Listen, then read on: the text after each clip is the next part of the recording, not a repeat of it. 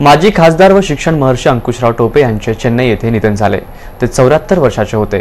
उद्या सकाळी 10 वाजता अंबड तालुक्यातल्या महाकाळा इथल्या समर्थ सहकारी साखर कारखाना परिसरात त्यांच्या पार्थिवावर अंत्यसंस्कार होणार आहेत।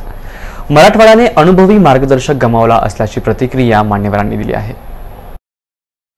जालना जिल्ह्यातले सहकार आणि कृषी क्षेत्रातील ज्येष्ठ नेते, माजी खासदार, शिक्षण महर्षी आणि समर्थ सहकारी साखर कारखान्याचे संस्थापक अध्यक्ष अंकुशराव टोपे यांचं आज पहाटे 3 वाजता चेन्नई येथे निधन झालं।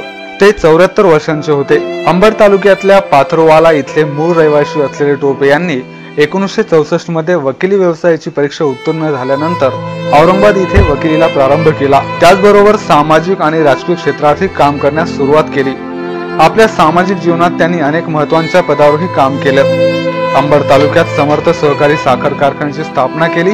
त्यानंतर ते महाराष्ट्र राज्य साखर संघाचे अध्यक्ष, जालना जिल्हा मध्यवर्ती सहकारी बँकेचे अध्यक्ष, महाराष्ट्र राज्य वित्त गृहनिर्माण मंडळाचे अध्यक्ष, महाराष्ट्र स्टेट मार्केटिंग फेडरेशनचे अध्यक्ष आहेत। जालन्यातील शिक्षण क्षेत्रात मत्स्योदरी शिक्षण संस्था स्थापन करून ग्रामीण भागात शिक्षणाचा प्रसार केला। खोलेश्वर ग्रामीण बौद्धिक सेवाभावी संस्थेचे ते संस्थापक अध्यक्ष होते। 1991 ते 96 या कालावधीत जालना शहराचे खासदार, तर 1972 ते 78 या कालावधीत ते आमदार होते। महाराष्ट्र प्रदेश काँग्रेसचे सरचिटणीस, औरंगाबाद जिल्हा काँग्रेस कमिटीचे उपाध्यक्ष, राष्ट्रवादी काँग्रेस पक्षाचे जालना जिल्हा अध्यक्ष म्हणूनही त्यांनी काम पाहिलं होतं। विविध पुरस्कारांसह विष्णू अण्णा पाटील राज्यस्तरीय पुरस्कारानं त्यांना सन्मानित करण्यात आलं होतं। दरम्यान आज सायंकाळी 5 ते 7 या वेळेत त्यांचं पार्थिव जालना इथल्या त्यांच्या राहत्या घरी अंत्यदर्शनासाठी ठेवण्यात येणार असून उद्या सकाळी 10 वाजता अंबड तालुक्यातल्या महाकाळा इथल्या समर्थ सहकारी साखर कारखाना परिसरात त्यांच्या पार्थिवावर अंत्यसंस्कार होणार आहेत। अशा या महान शिक्षण महर्षीला एमसीएन परिवारातर्फे भावपूर्ण श्रद्धांजली। माजी खासदार कैलासवासी अंकुशराव टोपे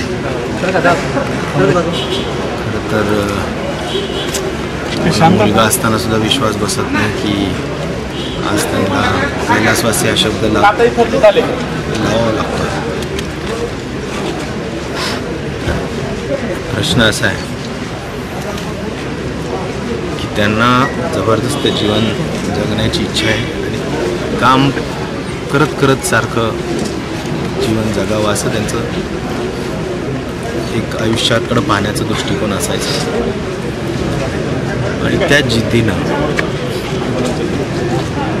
आजार जरी किती मोठा असला तरी त्याच्यावर मात करण्याची त्यांची जी शैली आहे त्या पद्धतीनं आत्तापर्यंत नेहमीच जे प्रसंग आले त्या प्रसंगावर त्यांनी मात केली। पहिला प्रसंग आहे की आता ज्यावेळी खऱ्या अर्थाने ते खूप फायटर स्पिरिटनी लढले, अत्यंत सकारात्मक दृष्टिकोनातून जीवन जगणं, लढवय्या विचाराने जीवन जगणं,